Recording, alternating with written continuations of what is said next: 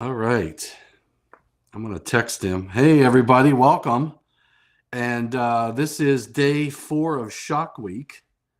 We're going to see Derek's pick, but he is he's out.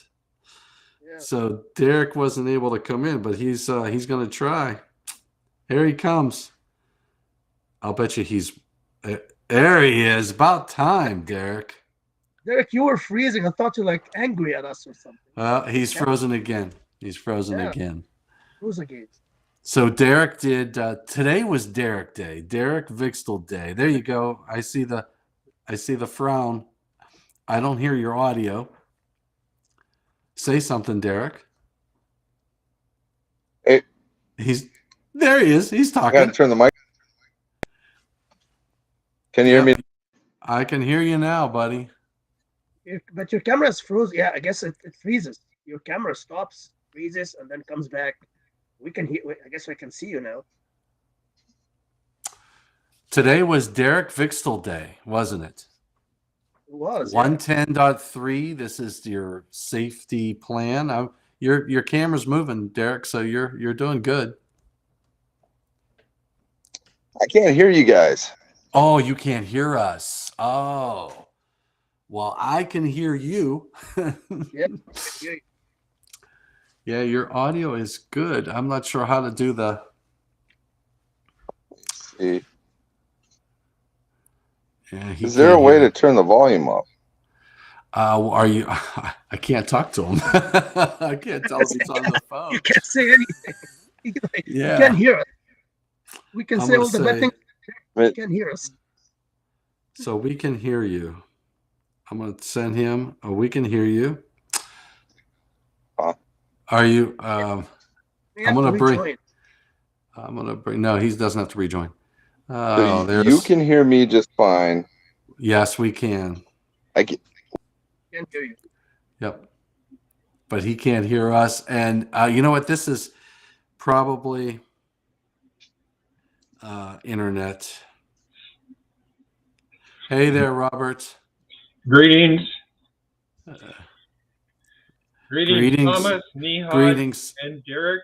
Derek. Uh, Derek can't hear us, oh, he Robert. can't hear us. No, he is having some technical difficulties because I'll bet you he is wireless, Mm-hmm. and Oh, yeah. I'll bet he still can't hear us. you bet. Oh, We can you're hear. Bet fine. correctly. I still can't hear you. But you said We can hear you. yes, we can No, hear you I fine. can hear you just very, very faintly. Well, that's all you need. As long as you got a little bit, you got a lot. I'm looking Derek, on the app to see if is there a volume button on this app? I'm getting old, Tom. I can't barely hear It's anymore. Are you on your phone or your iPad? I'm on my phone. Well, then it's got to be your phone volume because there's no volume. Like if I want to raise and lower the volume, I raise and lower it on my computer. So it's got to be there's only a you could go to settings, but that's the only thing I can think Hmm. of. Well, If you I can go to raise the volume on your phone, Tom, regularly, like for phone calls and for the desktop. But when you go into a YouTube video, you have to raise the volume again yeah. on my phone. Yeah, well, this was, Derek came and and we had a great discussion. Oh, And look at that mug of I'm just his. gonna have to hold the phone close to my smiling face, Tom. Oh my goodness, that's beautiful. That is Derek, do beautiful. we, That's do, Derek, okay. for speaking your name in hushed reverence. Yes. And I'll tell you, it was I enjoyed putting those videos together, Oh, and I like the way in our discussion that we went from section to section to section so we could break it up. That was perfect. Yep. It was absolutely perfect. But you are a rock star, and hopefully everybody enjoyed Derek's What videos. what was that, Tom? What was that, Tom? I could barely Derek hear I something. said, said Something you. about I a rock said, star. no, Yeah. I said Derek did okay. No, Derek did okay. yeah, Tom. it's like just Derek just has joined the most famous rock group, which came from South Dakota, What's that? Mount Rushmore. Oh, that's right. There's all four of us. That's right. We could put a new. We could be the Mount Rushmore of 70E. And you know, we all have the rock hair, right? All of us. So it's just Yeah. deal. But yeah, so I think your the journey that discussion around 110.3 was phenomenal, absolutely phenomenal. What I'd love to do, and I was thinking about this, Derek, we could take there's a portion that aligns with what Dan Carnevale was saying, aligns with what Wes Wheeler was saying, and what you were saying, and also what Robert was saying in his session. So each of those sessions, there was some really good. I would love to take some time and say, okay, here are three different individuals, three separate interviews. They weren't communicating with each other, and they said the exact same things because Right. it's just that right, you know?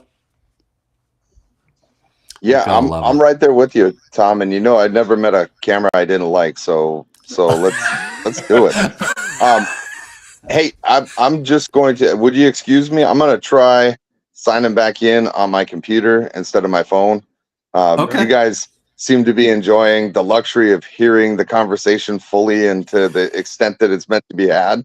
So if you give me just 2 seconds, let me go log into my computer. Can you send me the link through an email, Tom? Yeah. I think I have your email. Yeah, Perfect. I can do that. I'll be back I in 2 shakes. 2 shakes. All right, sounds good. Be right back. All right, I gotta find his email. Forward the link to Dirk. I have it. On my You have his computer. email? Do you have his Yeah. email? Yeah, go I ahead, just send did it over. forward it to him. Thanks, I appreciate it. Yeah, because I just opened my email to log in, and I have your email on my screen, so you don't have to look for it. So Did you already send it? yeah, I did. Excellent, thank you. Where's your email? Yeah, I have Dirk's email. Tom, one of the things that you've gotten out of this is a number of just awesome terms. Number 1, human damage curve. Number 2, Oh, situational blindness. Number 3, attentional resource deficit. You're not focused. Your attention is somewhere else.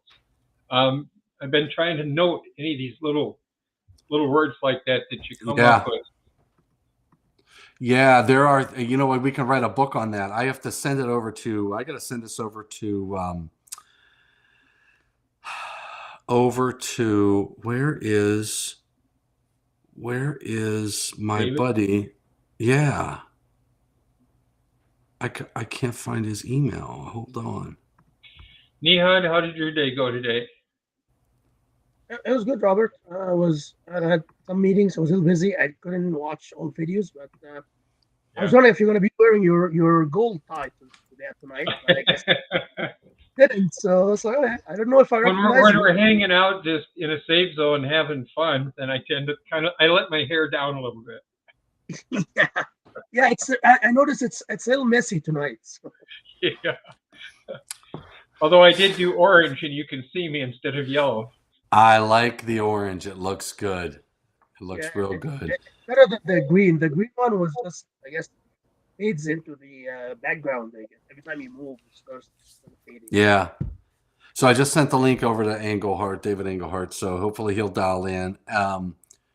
I just texted Derek Vixtel, let him know that should have an email from me. That it came from you. Yep. I think I told him that. Let me just double check. No, I didn't. Nihad sent the email. There it is. Mm-hmm. All right. Yeah. So I'm you know what I am going to take some snippets out of each of these, and I think what I'd love to do is like put together what do they call that, a montage or something like that? What do they call that, a collage? A collage, yeah, or something like that, where I put a video after video after video after video, and it's different people saying similar, if not the same thing. You know? Ask a question. Ask a question, and then Oh yeah. boom, boom, boom. Yeah. Oh, that's true. I could sit down and say, "Hey, if guys, okay, here's a question.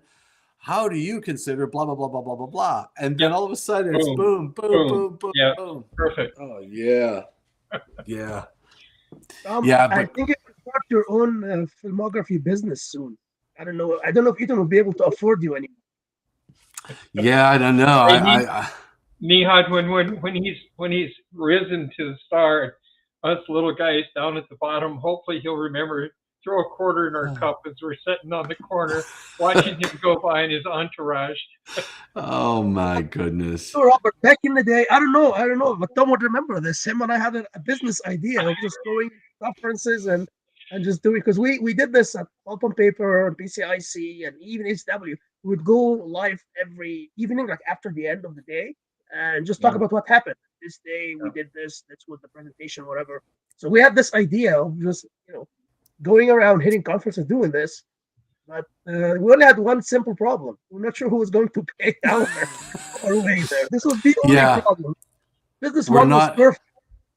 We're not independently wealthy, and Yeah. so that's the challenge. Yeah, but We if need you're to- having fun, Tom, you never work a day in your life, and who cares about the money? We're having fun. Did you see Yeah. Paul Bunbury? Is it Bunbury? He wants to know if we have a topic today. Ooh, so Paul, what we're talking about, hey, Paul, the topic today is 110.3 of NFPA 70E, which is the, basically it's the safety program, right? I believe the title of NFPA 70E is the safety program. Mm-hmm. Yeah. So Derek Vixtel was, and I'm not sure where Derek's at, but Derek's going to be here. And Robert, your session was today as well, right? Yep, 110.4. So Robert did, and welcome David Engelhart. Thank you Hey, for David. joining. Look at what I got in the mail today. Would you? Oh, you bought one. You are the man. I'll tell you what, I love my copy. Did Did we- you thank twins. Amazon, David?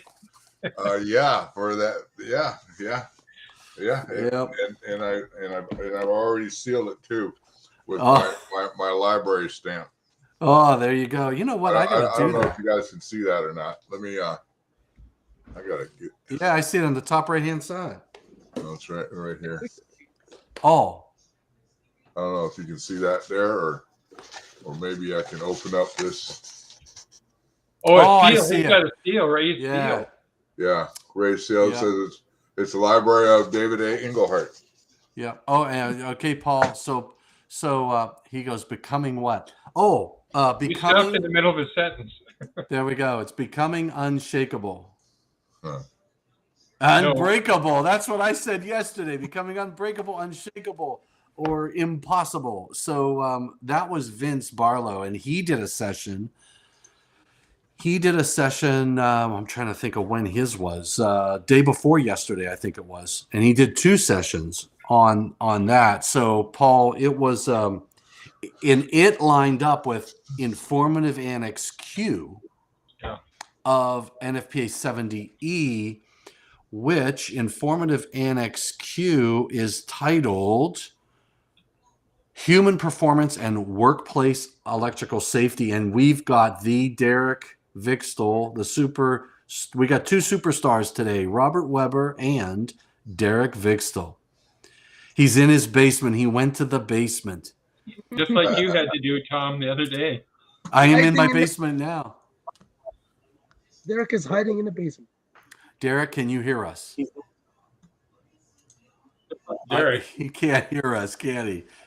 Oh, no. No, that isn't so. Yeah.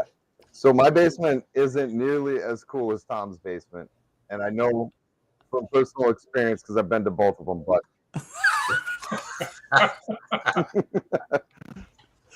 well, what you see in behind me is what happened when I was dealing with technical difficulties today. I just There we go. and it's just one thing after another. That's not a problem. Hopefully, it wasn't a water issue. I see you have that ceiling tiles missing. No, So- we're in the process of finishing the basement off to have a full on legal bedroom down here, so we can put the house on the market as a 3-bedroom, 2-bath instead of a 2-bedroom, 2-bath, and cash in on this hot housing market up here in Massachusetts. So. Oh, so that's right. So you're in Massachusetts. Why don't you do this, Derek? Why don't I know some people who are watching this, like a Paul Bunbury. I don't know if Paul is has watched your video today or not, but why don't you do us a favor and let's we'll go around the room and we'll start with Derek. And you, Derek, tell everybody who you are. Uh-oh, Derek can't hear me. Yeah, so hi everyone. Thanks for joining. Derek Bigstall from eHazard. I am an electrical safety consultant. I'm an electrician at heart. I'm an electrician by trade. I came up through the ranks in the IBW realm in the Minneapolis area. Got to do a little stint though at the National Fire Protection Association, or as we commonly refer to it as NFPA. Great period of my career, but really put me in the position to get out there and really make a difference, and that's what I've been being able to do here at eHazard by going out and teaching people on a weekly basis, on a daily basis, getting out and trying to bring as much of the electrical safety message to the industry as I can. Excellent, thank you. And we'll now move over to David Engelhart. David, all you, buddy. Okay, I'm David Engelhart. I'm currently a electrical plans examiner for the local jurisdiction. I've been in the office since 2005. I became an inspector with them. January 10th of 2000 was my first day. After almost 14 years with the same company that hired me green, got me my journeyman's in 3 years, and they finally talked me into taking my master's in '97 and got it first time out. Before that, I was chasing nails in the pound for three months. After opening up the Ritz-Carlton on the beach here in Southwest Florida as a pre-finished trim carpenter. Excellent. Yeah, and grateful for the trade, because ever since I became an electrician, knocking on wood, haven't had to look for a job since. They called me at the county to bring my job application back in line. That's cool. That's cool. They knew you. They knew quality when they saw it. Absolutely. And Paul, before we go on, Paul says that he does a lot of hazardous locations, but not e-hazards. You gotta love it. And then he said, thanks for the info. All right, so we're moving over to our next superstar that was also live today around lunch, and that is Mr. Omaha. Robert Weber from Omaha, Nebraska, aka Robert from Omaha. I've been in the trade since 1973, and I am a professional full-time learner, first and foremost.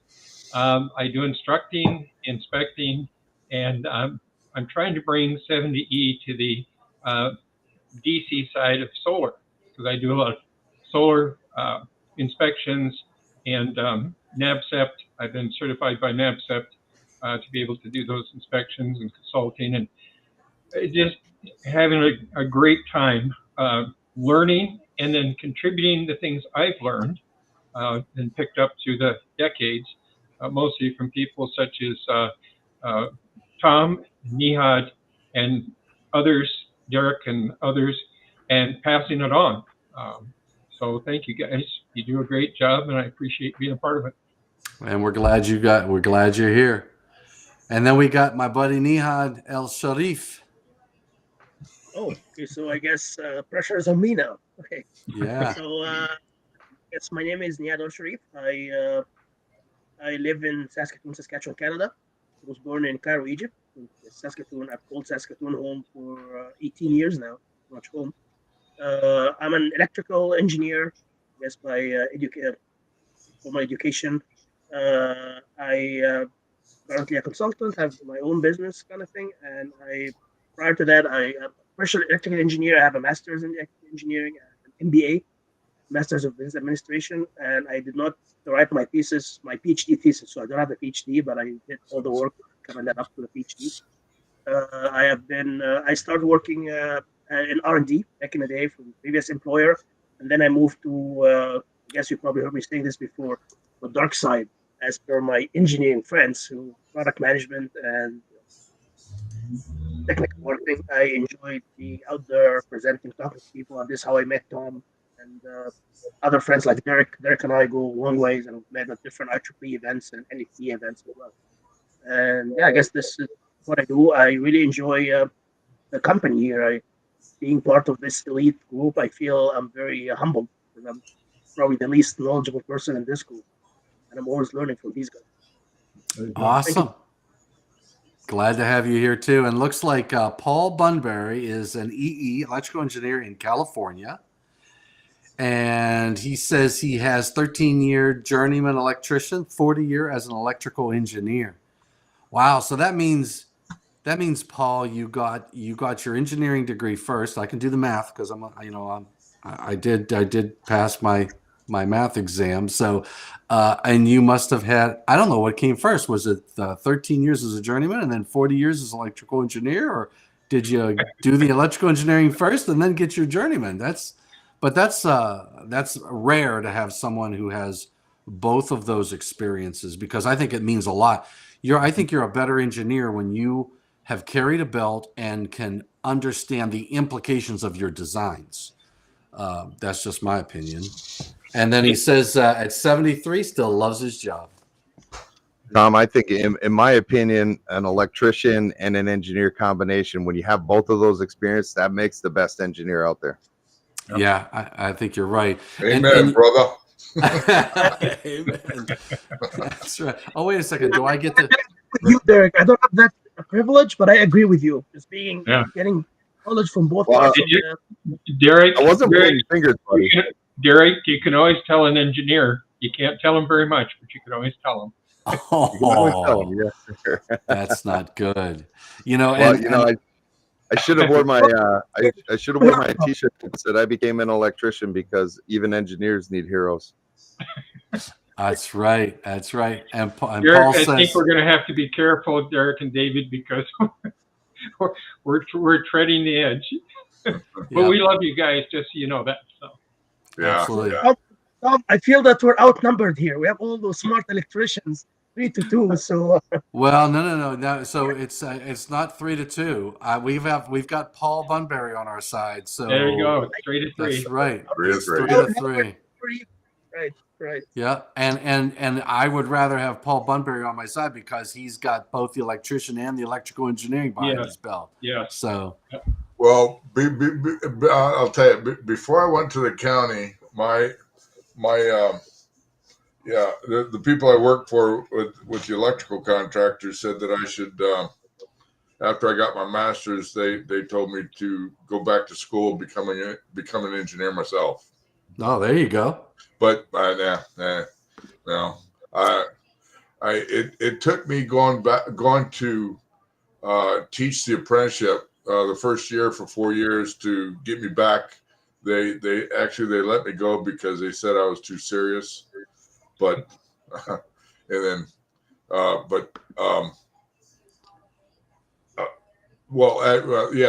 they let me go, then I went to school. I went back to Edison and took some math classes, and I got through pre-calc algebra. I nearly aced algebra after I got a D back in '83 or something like that. In college algebra, I think I got an A, and I got a B in pre-calc algebra. I aced trig. Awesome. I almost aced the diagram final on the trig. I got one question wrong. But anyway, trigonometry is really important. Yep. In all of this stuff, like for power factor, impedance of components. That is such an important thing to have under your And belt. when I was teaching the first year, I also attended the second year so that I can learn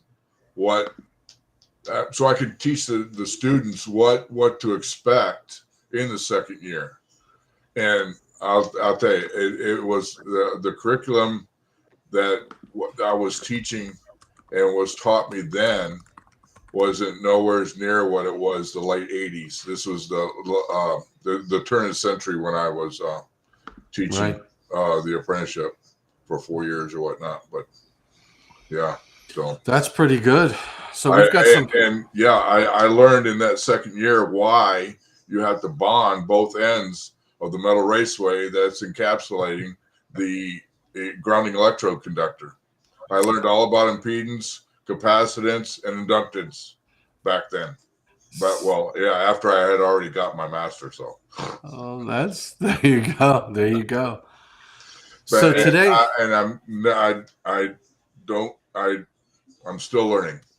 we're all still learning. I've never claimed that I know it all. So no. That's amen. That's a grave digger right there. I hear you. So today's discussion was in 110.3, Derek. And the qualified person was 110.4, if I'm not mistaken. Yep, 110.4 is the qualified person, but very much aligned with each other. And Wes Wheeler's discussion on the ever-changing risk assessment, because a risk assessment is a part of it should be a part of your safety plan, right, Derek? Yeah, risk assessment's a part of 110.3 as well. I really liked Derek's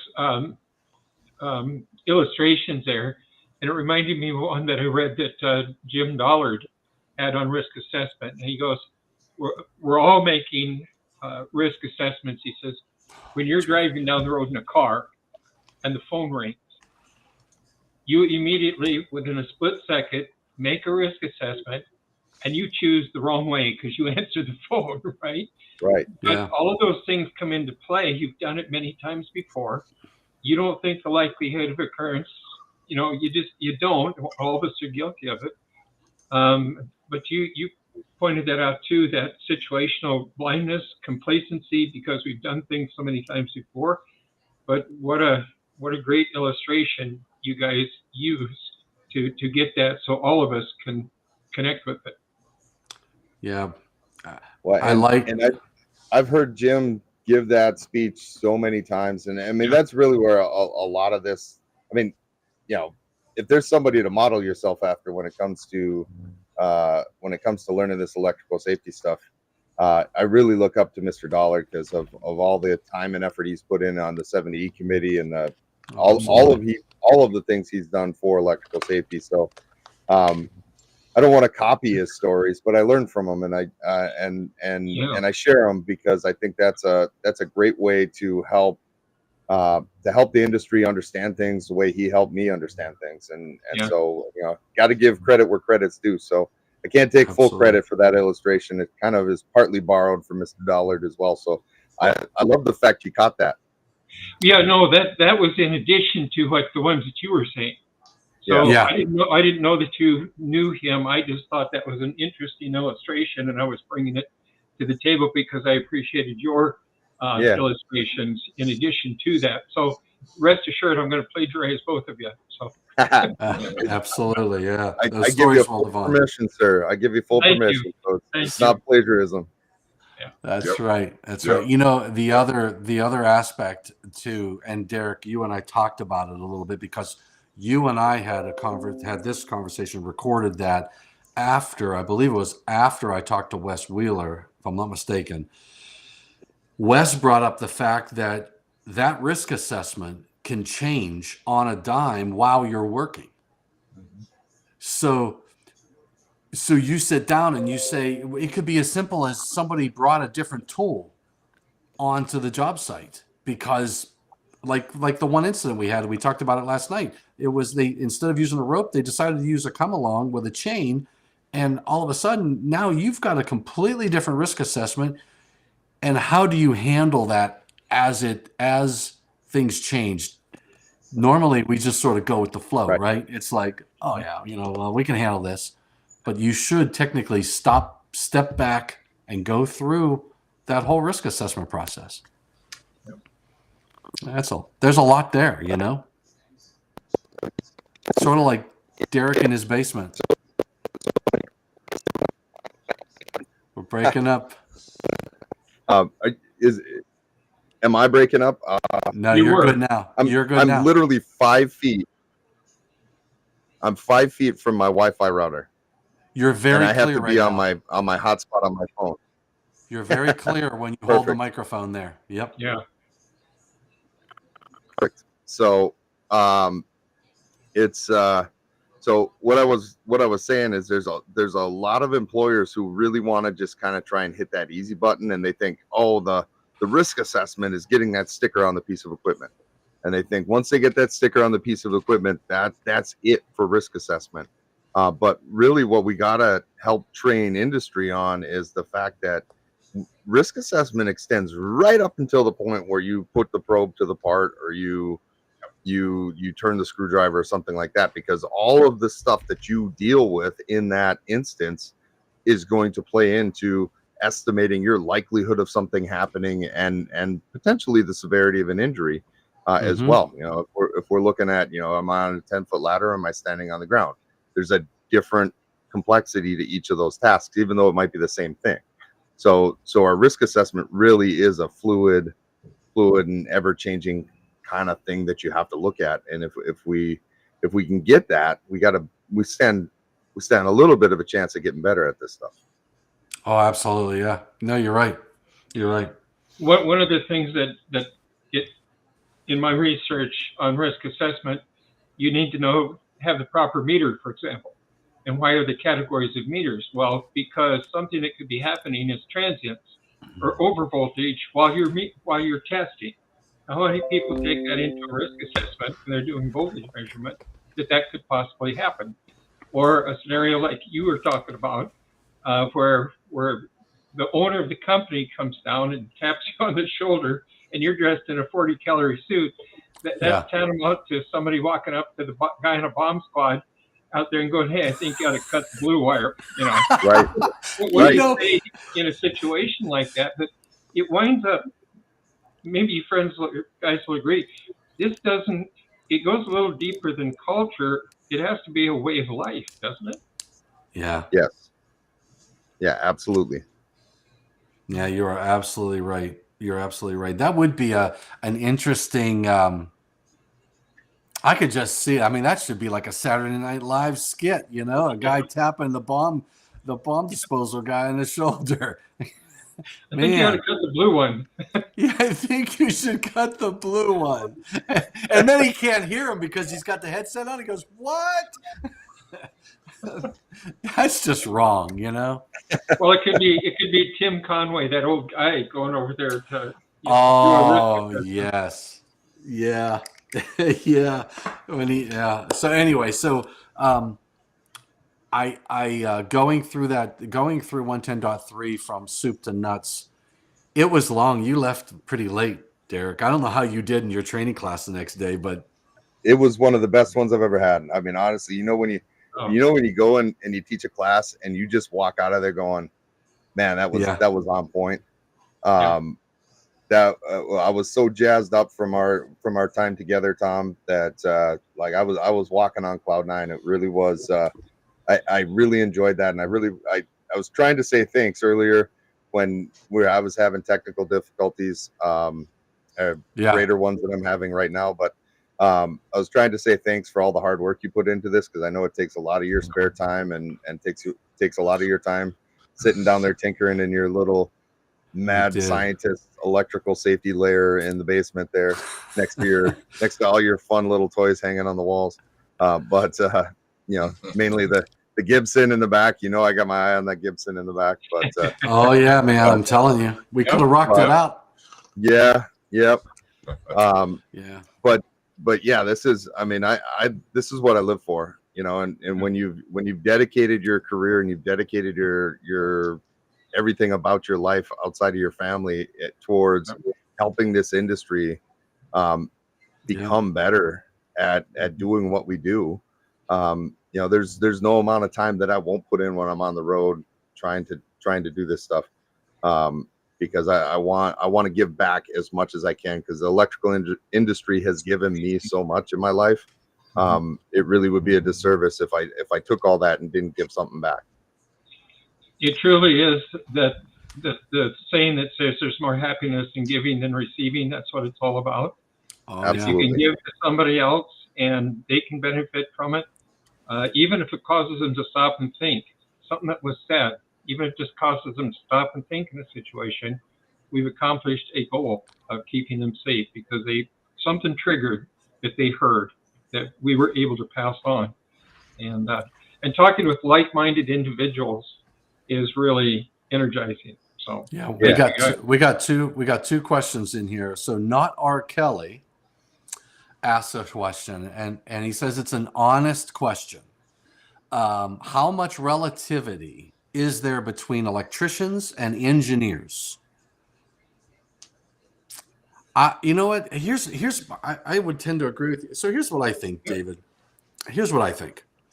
I know when I grew up, I did when I was a kid, just as a family unit. My uncle used to take 13 weeks vacation every summer from a steel mill, and he would he had projects. I mean, we built garages, we put roofs on, we took the Ellicott Auto Parts, we took the entire basement down, we put cement, we took a large old schoolhouse and we built apartments out of it. So we did a lot of work, structural, electrical, all that, and plumbing. I remember plumbing my first bathroom. I don't know how old I was. I was little, and I did all the plumbing. I sweated all the stuff, and when I put the floor down and I was screwing the floor down, I punctured the pipes that I had put in.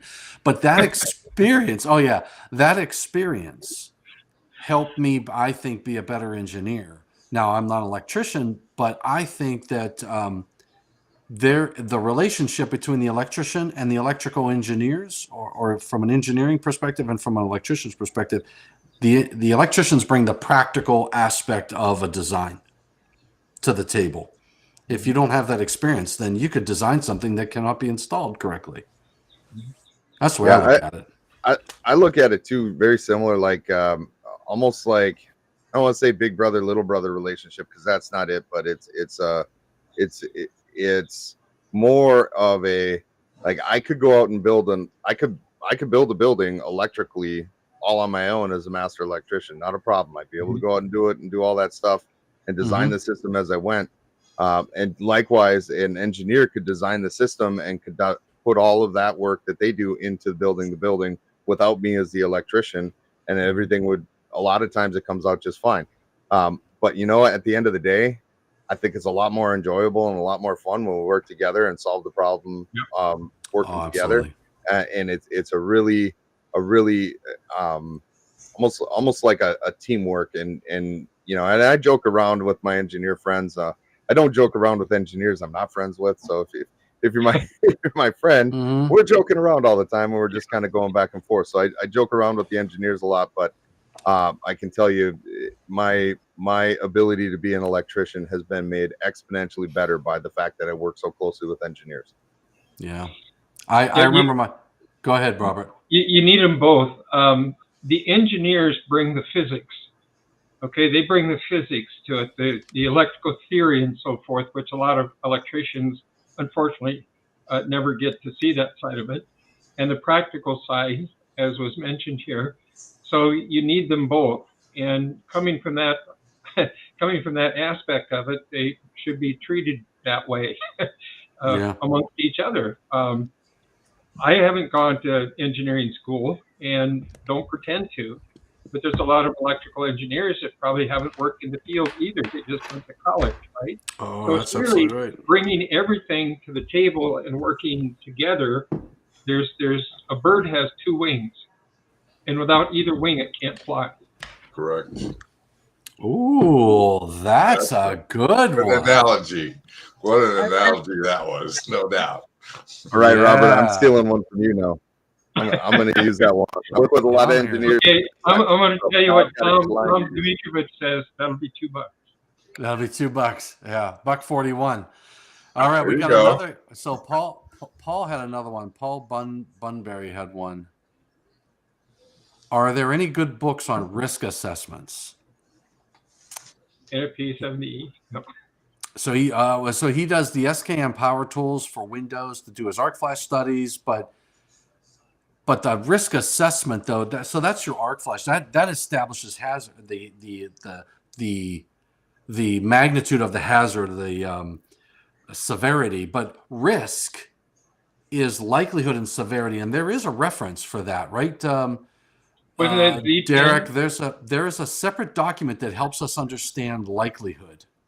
Yeah, he's Yeah, asking well, for the there's- calculations. What was that, David? He's asking for the calculations in this question here.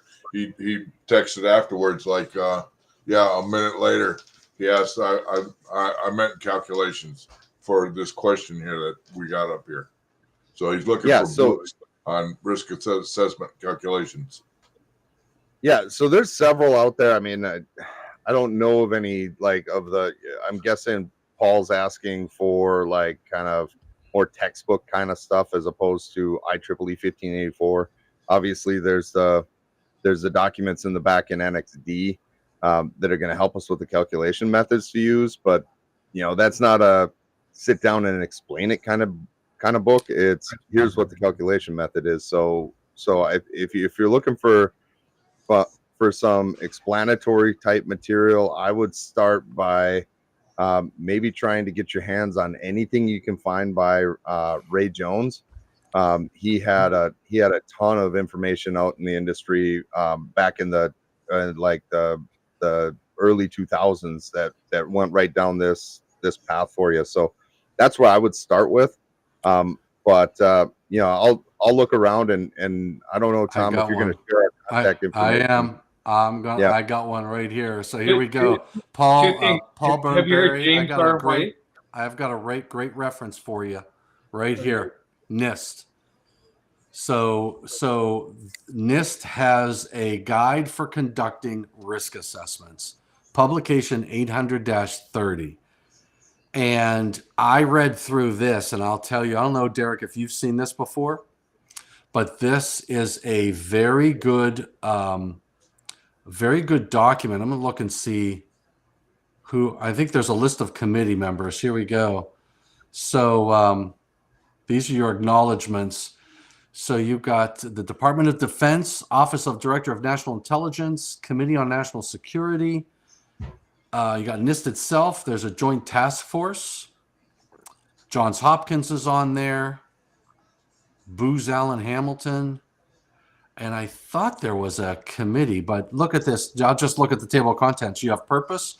You got your target audience that helps you understand the fundamentals of risk management process, the risk assessment, and the concepts of I think they help you understand how to do your likelihood establishment and your severity. Now the severity, he's got it down. He said he's using SKM Power Tools to do your arc flash studies, but from a risk perspective, remember risk is likelihood and severity. So go ahead, Robert. Well, have you ever heard of those matrices that they put together to try and determine likelihood and then severity?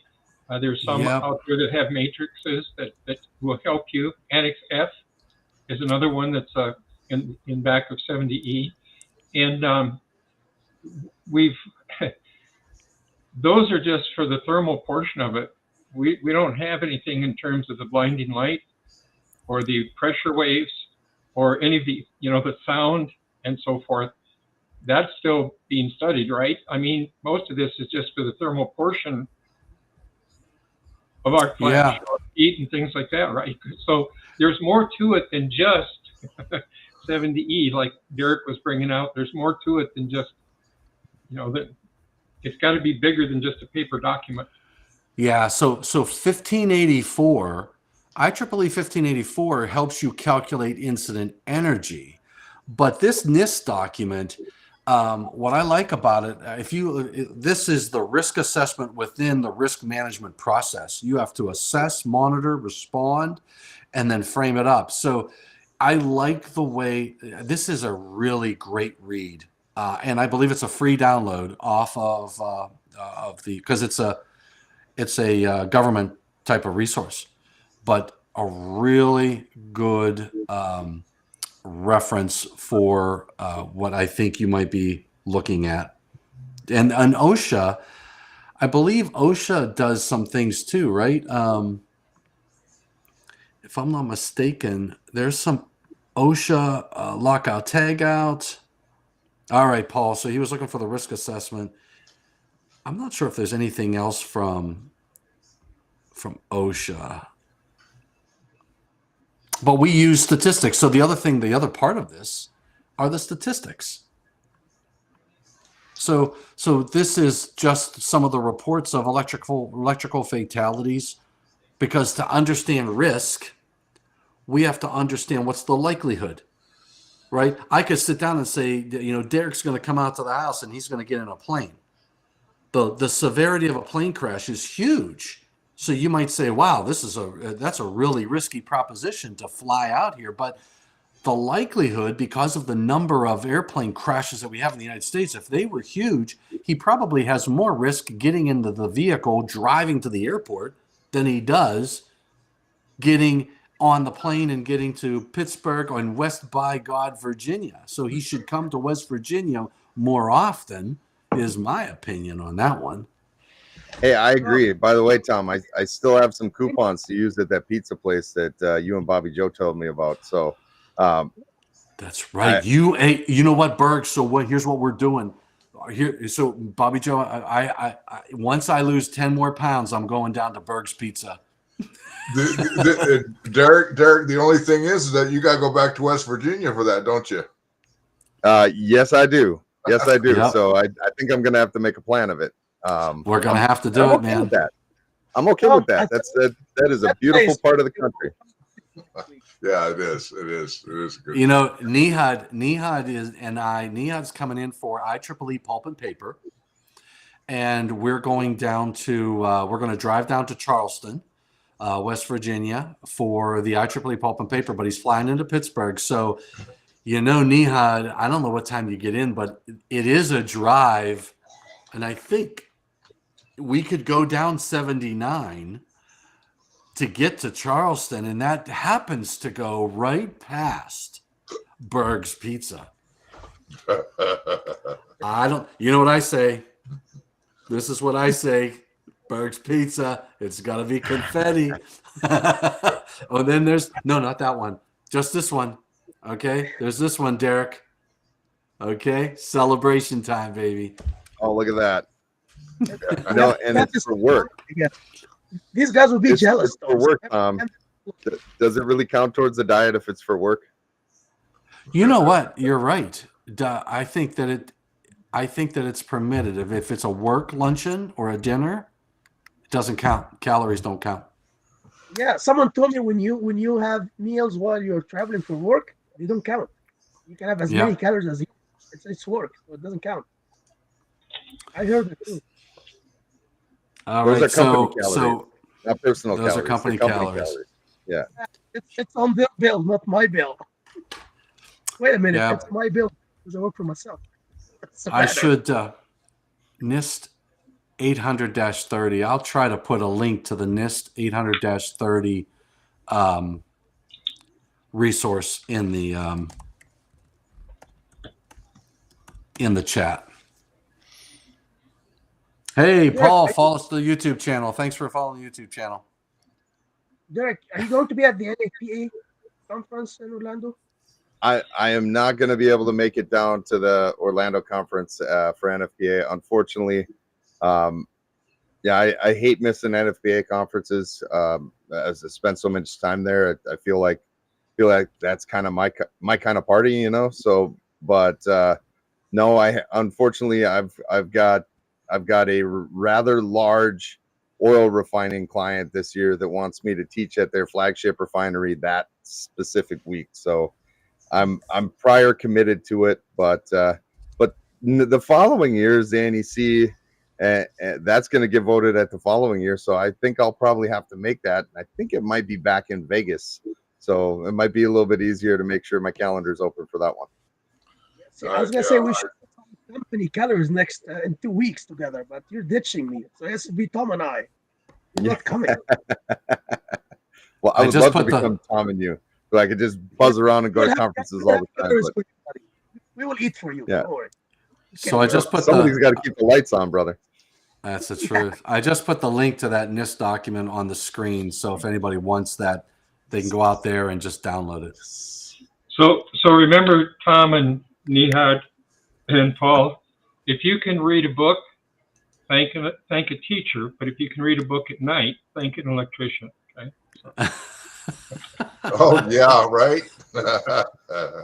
I love that. I love that. Again, another one I'm going to steal from you, sir.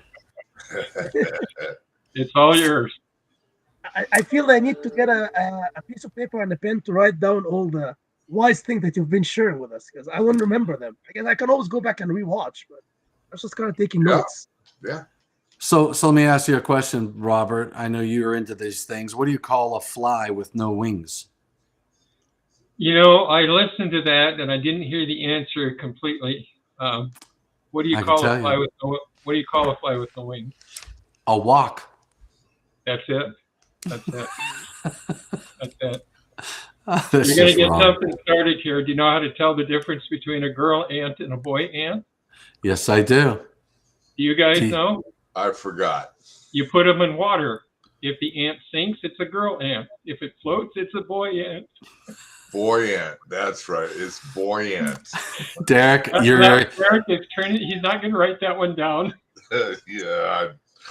I'll just watch this back again when I need it. I've made quite a career of trying to avoid the dad joke jokes. as best as possible, but I've got a few of my own, right? Like, Uh-oh. have you guys heard why the toilet paper couldn't cross the road? Because it was, I don't know. Because it got stuck in a crack. Oh, no. man. Oh no! I was gonna go there. All but right, I all didn't. right. I got one. All one. right. I think Tom, you're from Europe, or your heritage is from Europe. Yeah. My grandfather came from Poland when he was 18. So how do you do the Polish disco? Okay. How do you do the Polish disco? Disco here, disco there. Bingo! I knew it. I knew it. Yeah, you could say, disco here and then disco there. Well, Yep. Tom, do you know how to keep a group of guys on a live stream in suspense? You're not going to tell us, are you?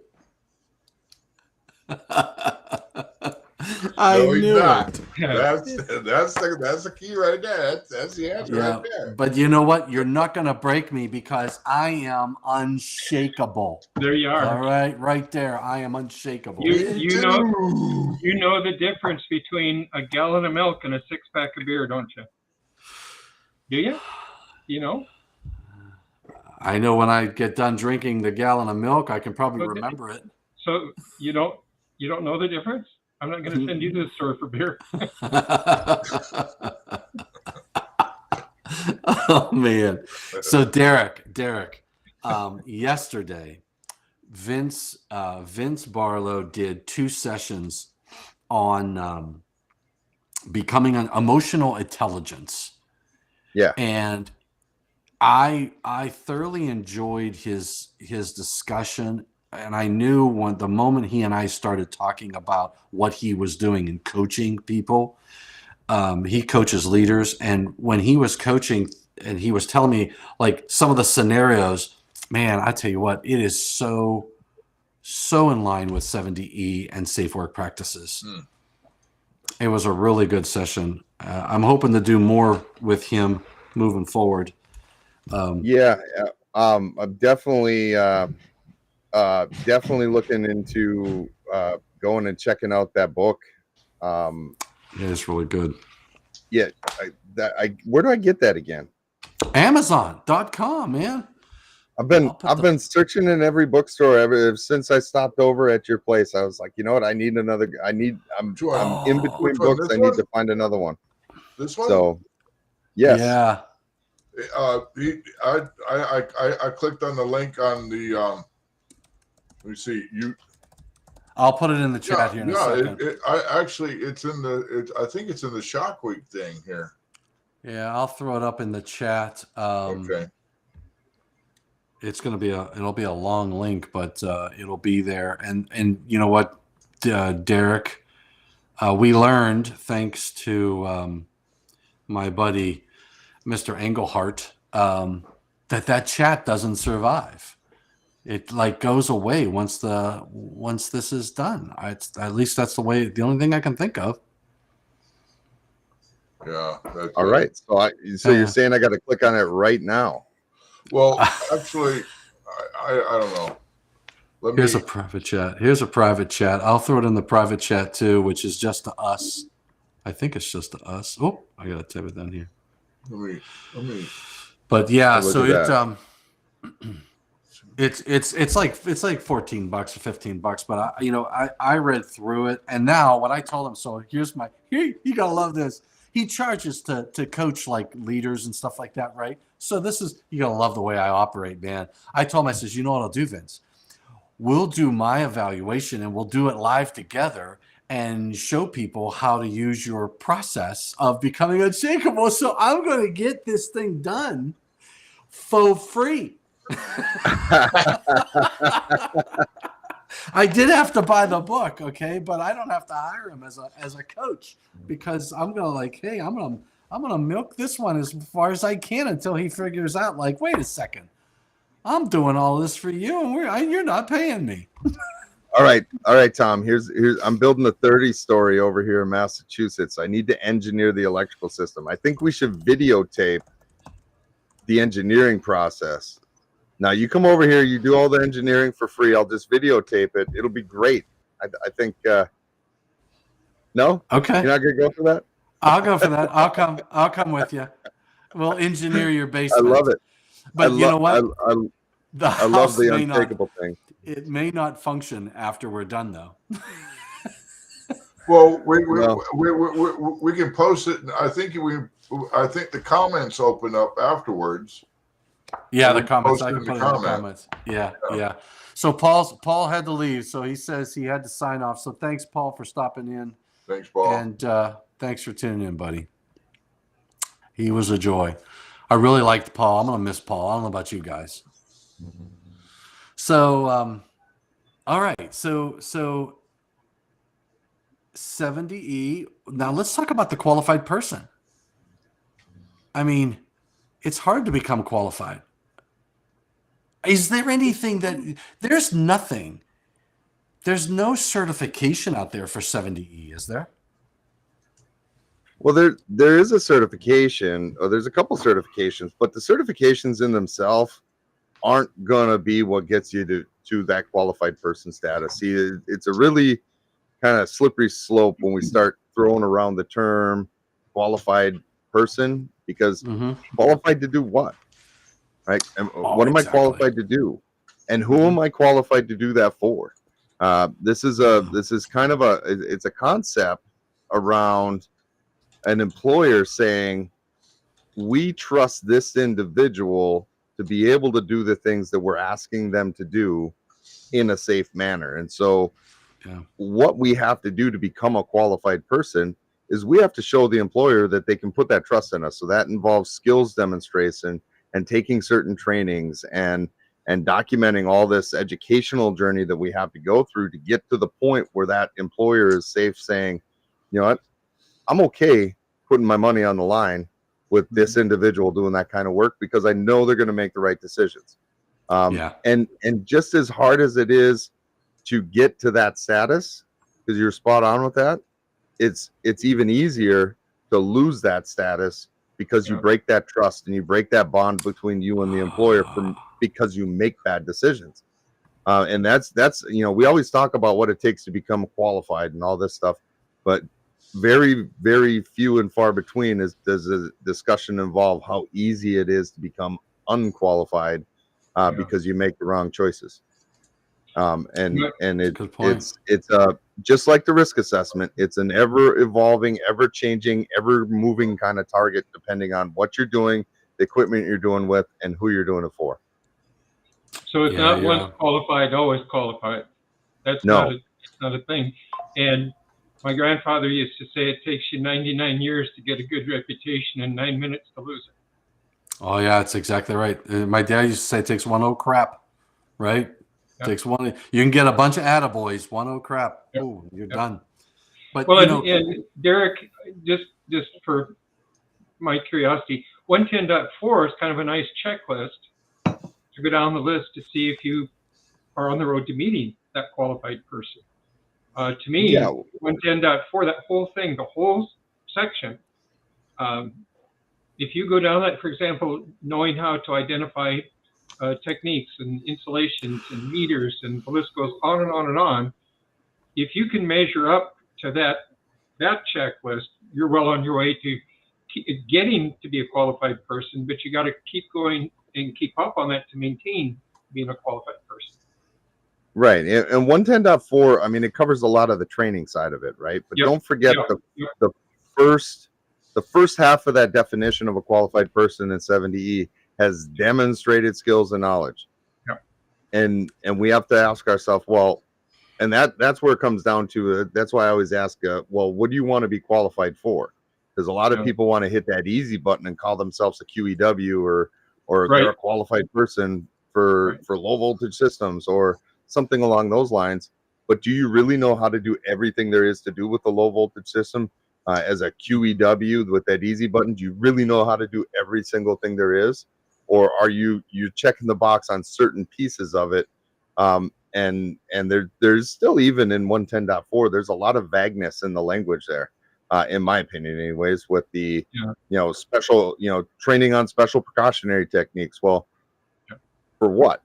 What precautionary techniques do I need to have? And again, that's all going to come back to what is the employer trying to get you qualified to do?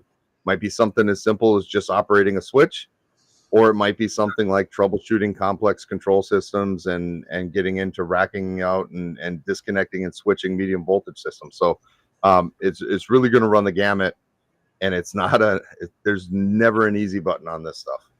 Right, and I didn't mean it as an easy button, but it's a good start, a good guide to go through if you're looking for what is it. You're never really qualified to do a job until you're done with it.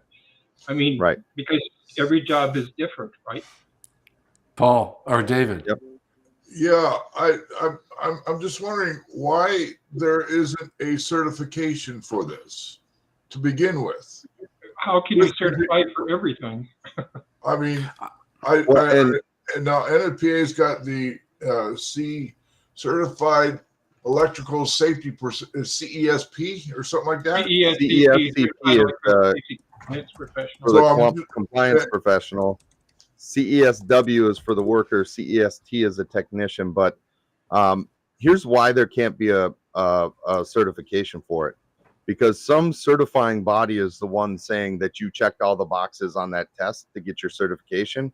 And that certifying body has no vested interest in the liability that comes along with signing off on you, David, or you, Robert, as being a qualified person. Now, as an employer, I could take that certification. Like if David, you went out and got your CESCP, I could take that certification and use that as a basis for me making my decision. Absolutely. And I could say, hey, you know what? Obviously, he's gone the extra mile. He's showing he knows the knowledge and the stuff that it takes to take that test and get that certification. So that's going to have some weight in my decision.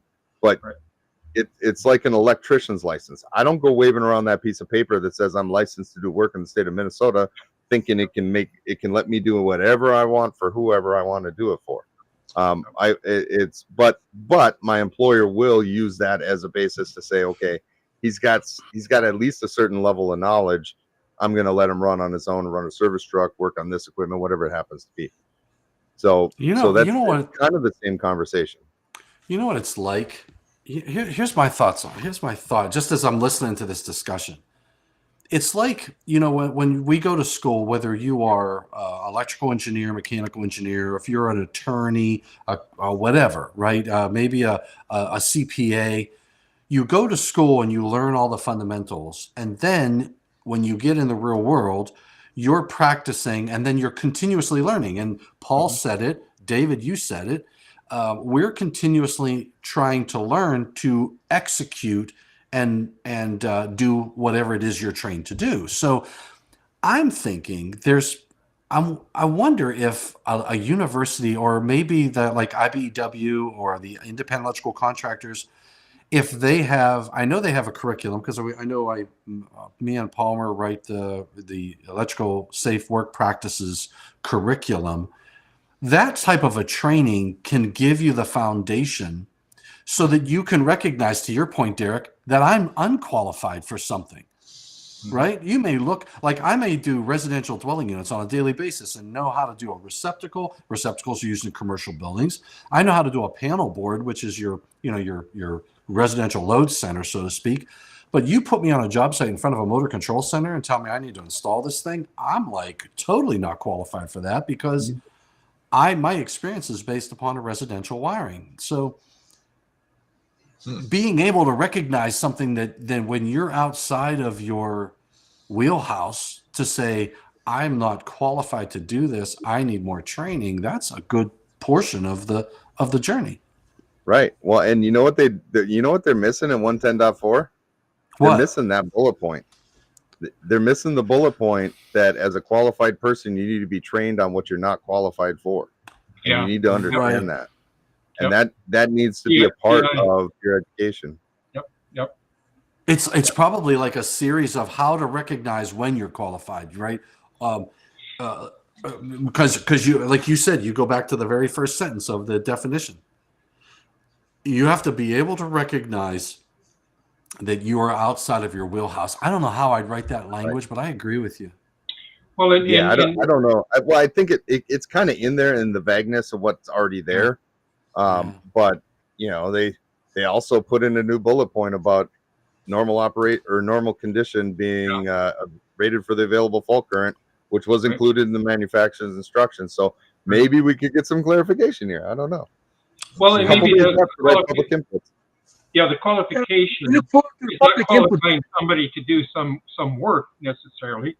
It's qualifying them that they have the abilities and skills to recognize hazards and to recognize what they should be able to select from in the hierarchy of risk control methods, not controls, but control methods. And in implementing those, that's what I think that qualified person is talked about there, not necessarily. For the person to go out there to do that to begin with, he has to prove his qualifications. 4 years as an apprentice, 2 years as a journeyman, blah blah blah, to do the actual work. But we're talking about recognizing the safety end of it and how to go about doing that. And that's why Annex Q and 110.4, 110.3, all of that there is to help us be able to get to that point, to say, okay, here's what you need to know to go out there and do that work safely, not to go out there and do that work, to go out there and do it safely. Right.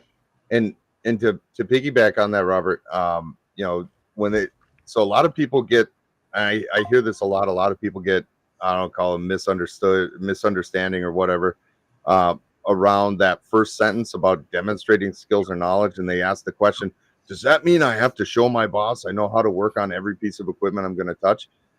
No. Well, if your employer requires that level, yeah, and that's the big thing, is the employer gets to determine what that demonstrate word means in that definition. And so if that's what they require, then sorry, that's what you're going to have to do. But the way I look at it, for me personally, I would say it's something along the lines of, I want you to demonstrate that you have the skills to make sure you stay safe when you're doing the work. So just to your point, Robert, being able to do all the things that we need to do, the Annex Q stuff, the job safety planning, all of that, and putting that into place is that's the skills I want them to demonstrate to me.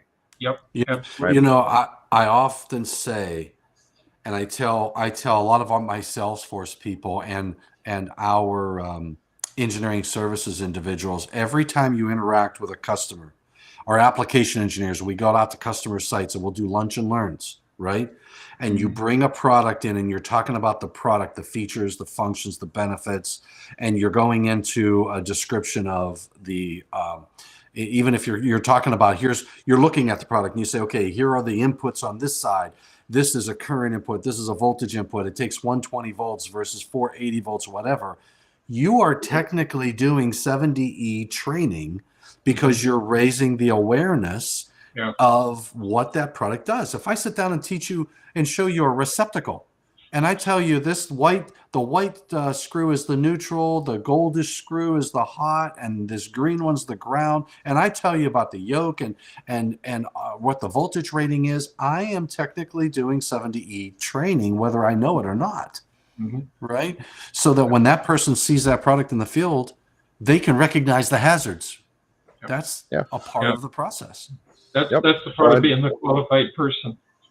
Yep, that's qualified. That's what I was going to say. That's qualified person training, and you know that's a part of where I think a lot of like our personal at eHazard, our program focuses primarily on the practical applications of the OSHA requirements and the 70E requirements, but we don't do a whole lot of the specific stuff, the equipment stuff, because we're hoping that the individual brings that knowledge to the table already. And you know, I'm not going to take somebody who's only ever roped houses or wired up small commercial. I'm not going to say, well, you have your electrician's license. Here you go. It's a 138 kV switch yard. Go to town and turn them loose in it, right? So there has to be a demonstration of skills from the safety standpoint, but there also has to be a level of knowledge about the electrical equipment we're going to put them in front of. Exactly. And that's where the manufacturers are going to come into play too, because each piece of equipment has manufacturer's instructions that they need to know to install that, so that it operates safely and so that it fails safely. Because it's not if it's going to fail, it's when. And we want to make sure it fails in a safe manner. But if we're going to maintain it or interact with it, we need to be qualified enough to recognize all the hazards and what's involved in terms of 70E. But as far as that piece of equipment, knowledge of that for us as instructors is important, but it's more important for those individuals that are going to be working on it to get the training on the piece of equipment and have us instruct them on how to interact with it safely. What were you going to say, David? Right there with you. It was I workman's comp insurance. Of course, you know, if somebody does get hurt, of course that's that's no. You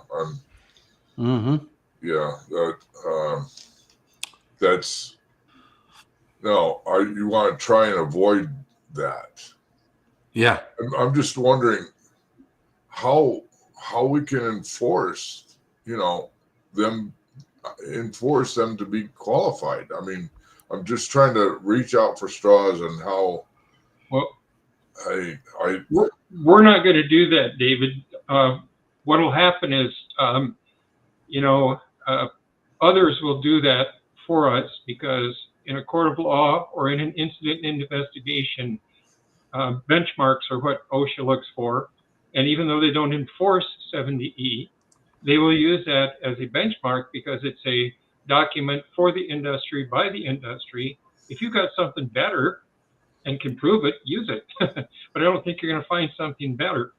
And so in reference to that, from what I've seen is courts of law will say, okay, there's a standard out there. Why didn't you follow it? You know, I'm not going to enforce it. Nobody else is going to enforce it.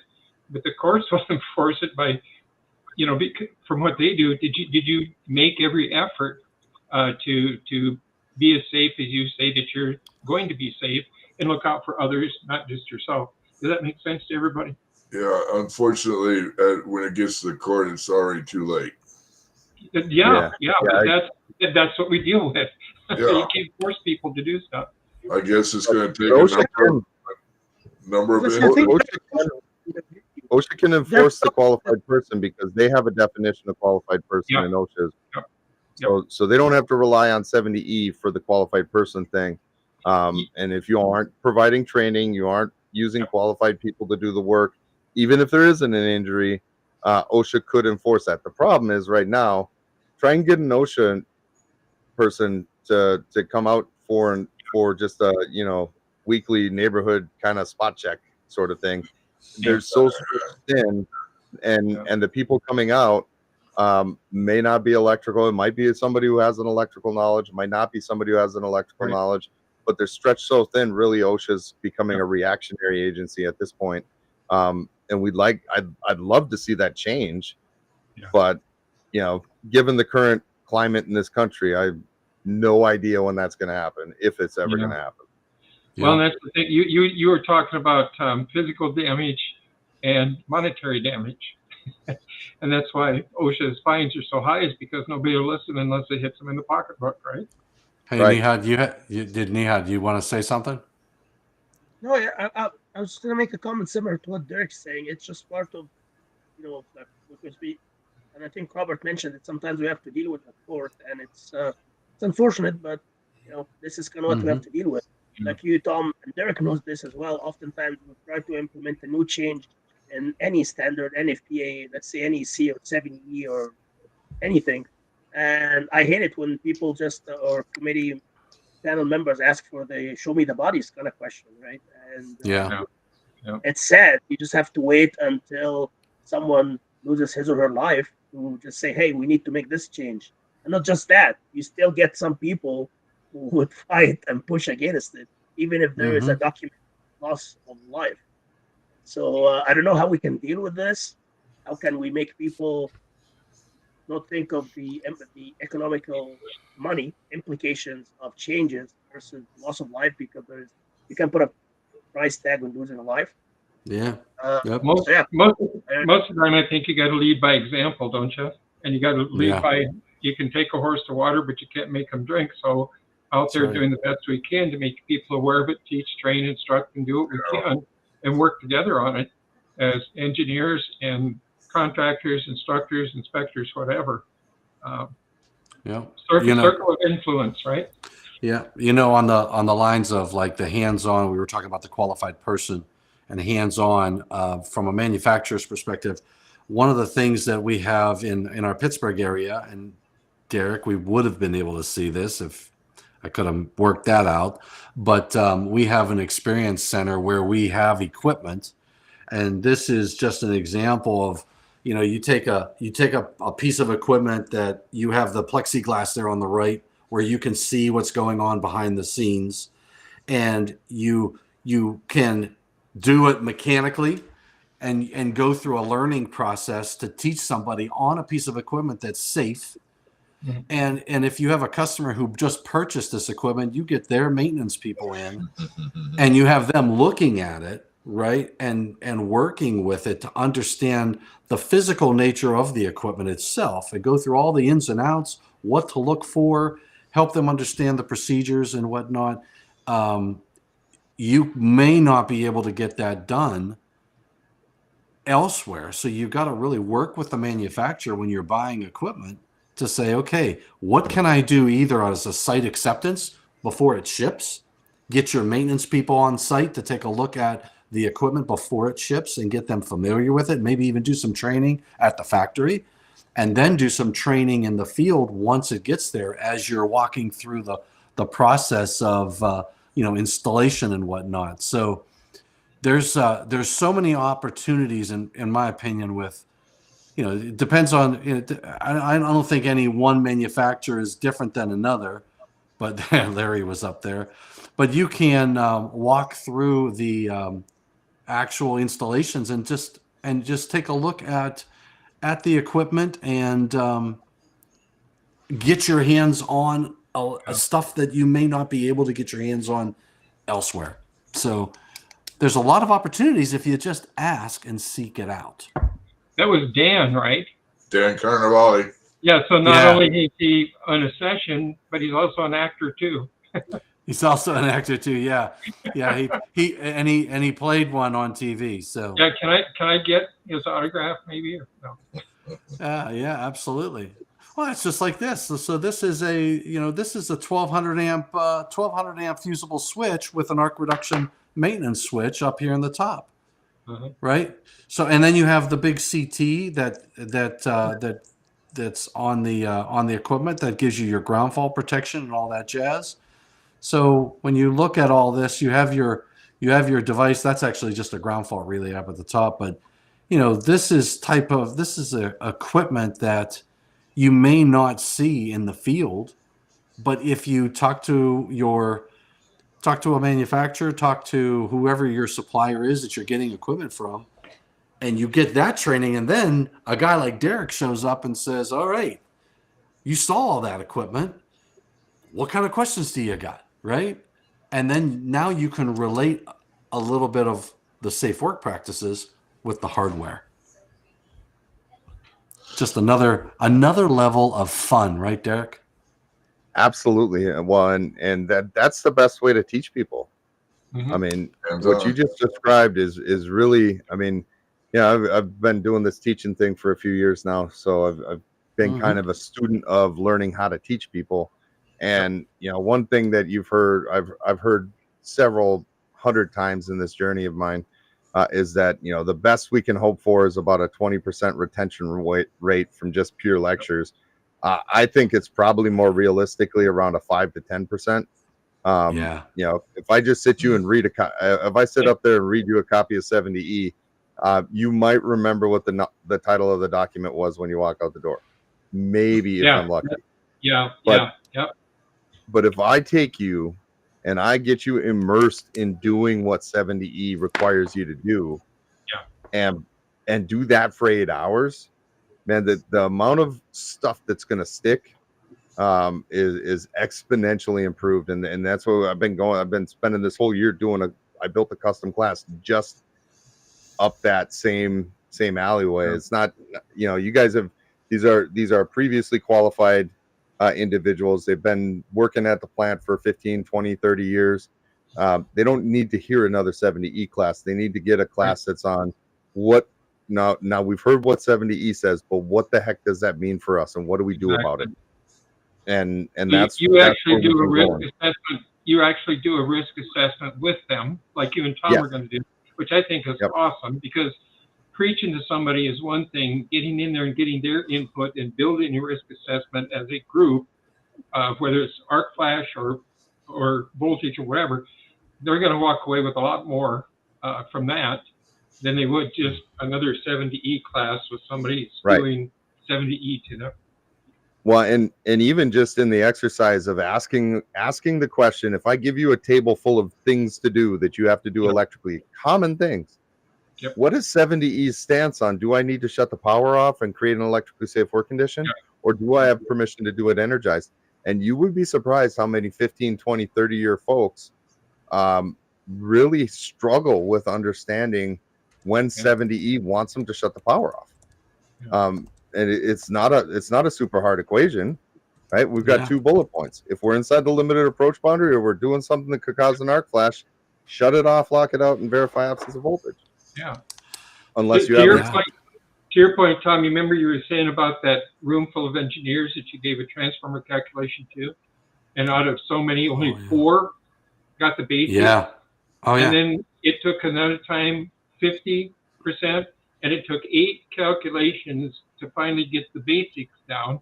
And I think that goes all the way across in every aspect of the industry. What are the basics?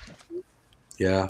We all, and here's what I think. I honestly, I have, and I was probably guilty of it for a while. You bring an individual to do a presentation, and I'll give you a prime example. And I had this discussion with Palmer Hickman, and I were developing our curriculum, and we have a curriculum of 70E safe work practices, and I'm talking to a bunch of electricians, right? I'm talking to journeymen, I'm talking to apprentices and whatnot, trying to help them understand safe work practices.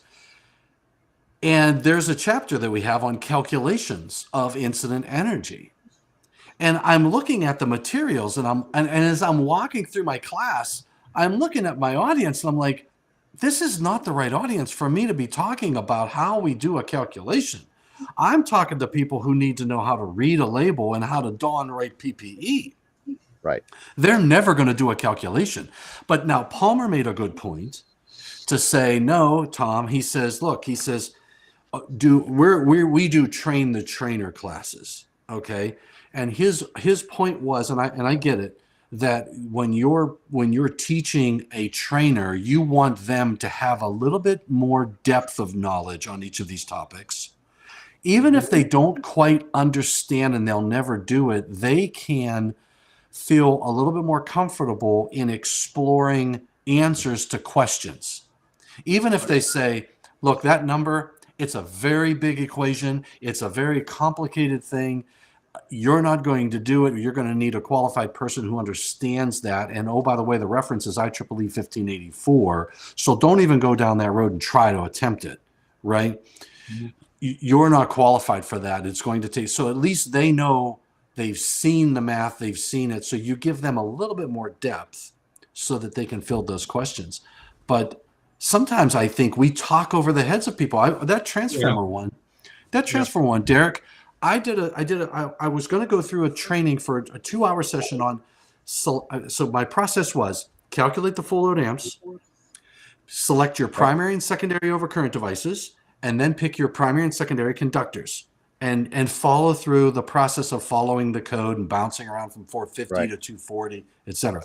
So the first step, and I used Mentimeter, which is that online where it's anonymous, where they can answer the question. Yep. I threw a transformer up and I said, there's the KVA, there's the primary and secondary voltage. The first question was calculate the secondary full load amps.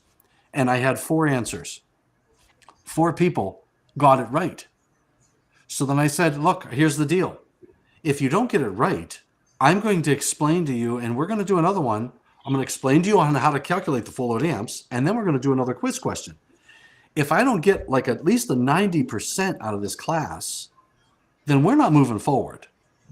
So I went through the equations. I went through the 3-phase calculations for secondary full load amps. I did an example by hand.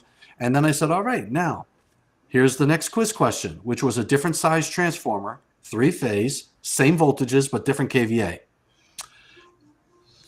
I think I had maybe 15 or 20 people got it right out of like 80 people in the room. And I'm like, well, this still is not good. I said, yeah, I'm not even at 50%.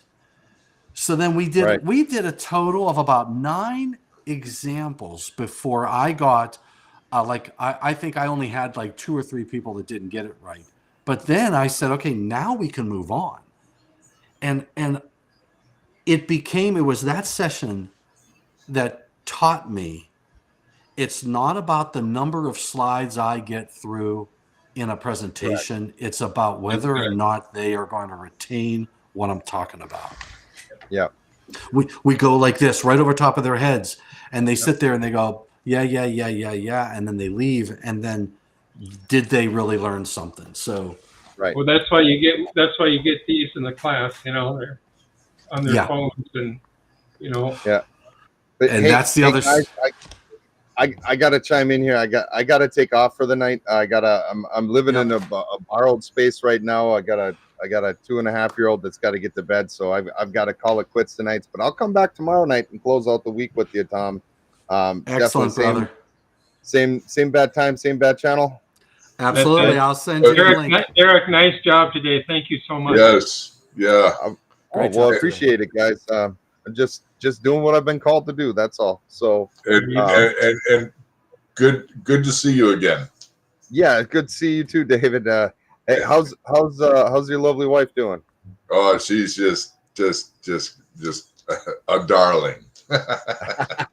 Yeah, I love it. Well, mine too. But I better get upstairs and eat my dinner and let the toddler get to sleep. Otherwise, mine might be a little bit not so much a darling. So it's called risk assessment, Derek. There you go, risk assessment. All right, perfect, guys. Very good, man. See you later. Stay there. All right. Yeah. And that is a good cue, guys. It is 8:30. I didn't realize how fast the time went. So it's time for me to go upstairs too. So ditto. I'm tearing up because because I'm yawning too much. I hear you. It's embarrassing when I go to church too. I start yawning in church and tearing up. And Well, that's oh, he's crying.